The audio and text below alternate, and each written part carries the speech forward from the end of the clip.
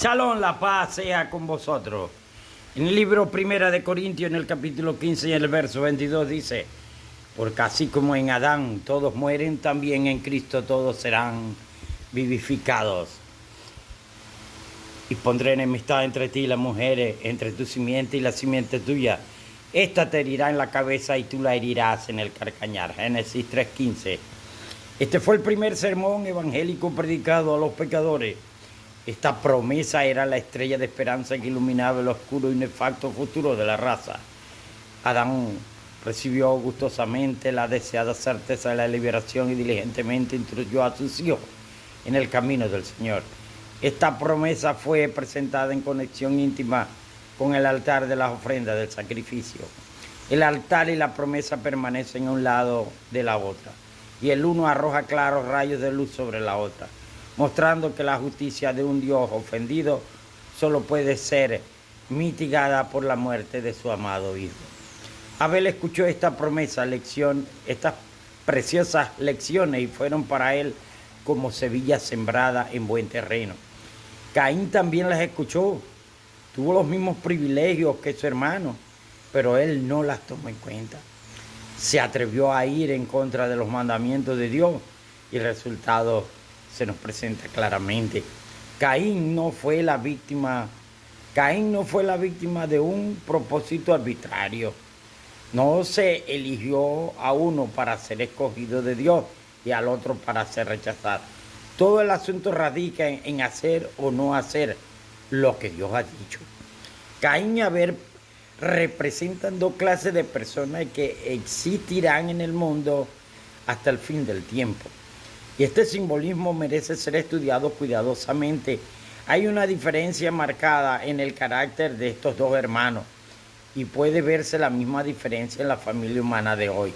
Caín representa a los que ejercen los principios y las obras de Satanás al adorar a Dios a su manera. Como el líder que siguen, están dispuestos a rendir una obediencia parcial, pero no a someterse enteramente a Dios. La clase de adoradores que sigue el ejemplo de Caín abarca la mayor parte del mundo, pues casi todas las religiones falsas se basan en el mismo principio, a saber, que el hombre puede depender de sus propios esfuerzos para salvarse. La religión de Cristo es para que los hombres y las mujeres la acepten con todas sus inconveniencias. Pueden inventarse un camino más fácil, pero no los conducirá a la ciudad de Dios. La morada segura de los santos. Solo los que guardan sus mandamientos tendrán acceso al árbol de la vida y entrarán en la puerta de la ciudad. Pues sí, necesitamos entender esto, que la religión cainista se ha extendido tanto que han tergiversado de una forma tal la presentación de la verdad. Dicen que solamente creyendo ya son salvos. No. Recordemos que existe un altar, siempre ha existido. Y el altar simbólico que fue hecho aquí en la tierra, y el templo que hizo, el santuario que hizo Moisés aquí en la tierra, son simbología. Siempre ha existido el altar para mitigar el abuso, para mitigar el pecado. La ley de Dios que existía en el cielo fue violada primeramente por Satanás, fue golpeada. El Señor se lo había dicho a Satanás, que él no iba a poder amar, porque la ley de Dios es amor. Amarás a tu Señor Dios de toda tu alma, de toda tu mente y de todo tu corazón. Y amarás a tu prójimo como te amas a ti mismo. Esa es la ley de amor de Dios. Y de ella salen 10 mandamientos. ¿Ves? Que les dicen el mal que se introdujo en la tierra por causa del pecado. Así que Satanás en el cielo invitó a los ángeles y los querubines cayeron. Ahora, para satisfacer esa ley tenía que morir el Hijo de Dios en la cruz. Así que se llevó a efecto esta muerte del Hijo de Dios y el pecado fue, la ley de Dios, fue apaciguada, porque la ley de Dios acreditaba la muerte del transgresor. Ahora ya Cristo había tomado nuestro lugar, Cristo murió por nuestro lugar. Pero ahora nosotros se nos da la verdad. Tenemos que erigir un altar, porque es parte del plan de la salvación. Si nosotros no hacemos un altar, tenemos una religión cainista. Estamos haciendo igual que Caín.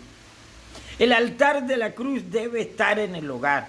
Fueron quitadas las iglesias porque ya en las iglesias no existía el altar de la cruz. Por eso eran iglesias caínistas. La cruz fue quitada de todas las iglesias, hasta de la iglesia católica.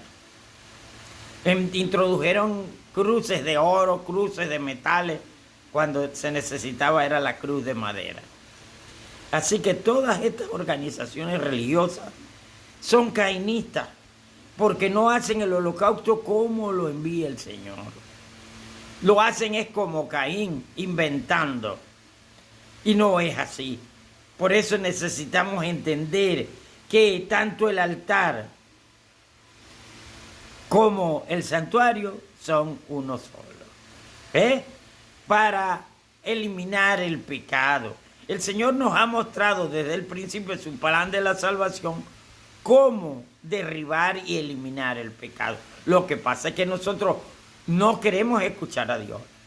No queremos escuchar su palabra. Apenas leemos todo este versículo, ya venimos con pensamientos de hacer lo que nos esté dictando la conciencia, lo que nos está dictando el yoísmo.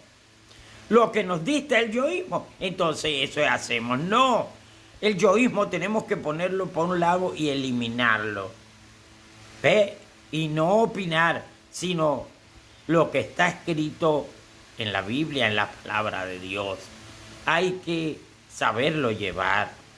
Así que estamos en la dispensación de reyes y sacerdotes y necesitamos restablecer ese altar, o sea, la semejanza simbólica del lugar santísimo. Al nosotros hacer esa ofrenda del lugar santísimo en nuestro hogar y colocar la cruz y las tablas de la ley y la palabra de Dios, estamos haciendo el holocausto. ¿Me entiendes? ¿Qué hizo Adán y Eva? ¿Qué hizo Abraham, Isaac, Jacob y todo el pueblo de Israel en su forma con animales? Nosotros lo vamos a hacer con la sangre del Cordero. La madera es la cruz de Cristo. Entiéndanlo. Si nosotros no hacemos el holocausto con el altar de la cruz, en ninguna manera vamos a ser espiados. La sangre de Cristo no tiene poder para los que no hacen conforme manda el libro de los Hebreos, el libro de Apocalipsis, el libro de Daniel y otros libros proféticos narran acerca de Cristo crucificado en el altar. Así que la salvación es Cristo crucificado. Léanse Primera de Corintios capítulo 2. En el capítulo 2 de Primera de Corintios ustedes encontrarán a Cristo crucificado, como Pablo lo predica. Y en Gálatas 6:14 él dice, habla de la cruz de Cristo, la exalta. Y en Gálatas 5:24 dice que debemos crucificar el pecado. Entonces no tenemos por qué botar la cruz. No se puede botar. La cruz es una ofrenda, un utensilio para el holocausto. Si la botamos, estamos echando la ofrenda y somos igual que Caín. Que Dios nos bendiga y bendiga su palabra. Amén y amén.